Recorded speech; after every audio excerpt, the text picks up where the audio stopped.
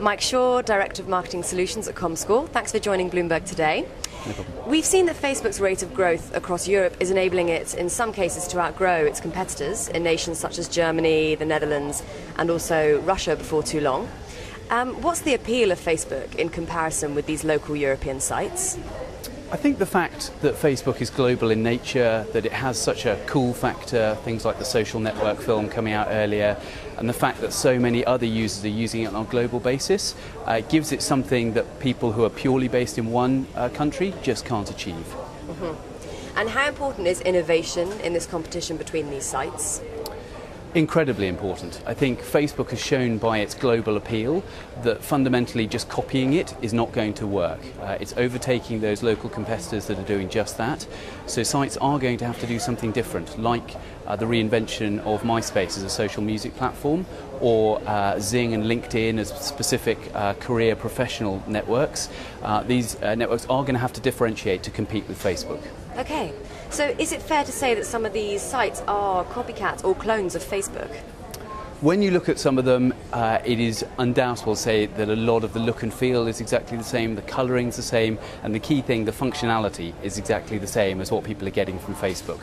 And that's why I think when you look at markets such as Russia, you actually see Facebook's growth rate being 2 or 3 times that of the local competitors.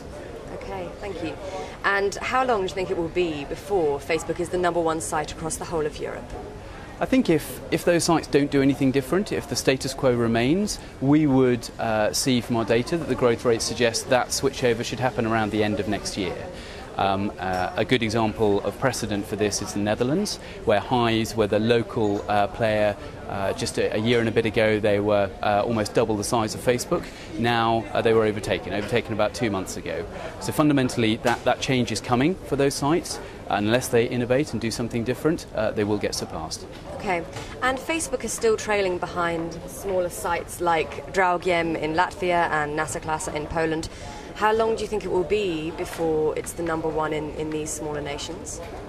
So I think we've seen across all of Europe, Facebook is now the #1, and I think that model will be replicated country by country. There's nothing to stop, and precedent suggests that Facebook will take it market by market to become market leader in each of those. So the key point really comes back down to differentiation. Unless the likes of Nasaklasa come up with functionality and appeal to the local users that Facebook can't match or take longer to match, then that's going to be happening over the coming months to year period, depending on the current install base of that local player.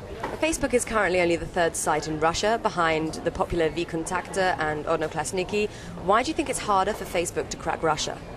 I think the key here is the Russian language point. It took a lot longer for Facebook to go into Russia with a local language offering than maybe some of the other markets in Europe. And in that time, those two players were able to build up a very high base of users, I think 34 and 27 million users respectively. So Facebook's growth rate is now 67%. It's catching them fast. It's now at 9 million users on a monthly basis. And so it will get there. It'll just take longer because of the lead established, because of Facebook's delay into the market. Okay. Mike Shaw, Director of Marketing Solutions at Comscore, thanks for your time.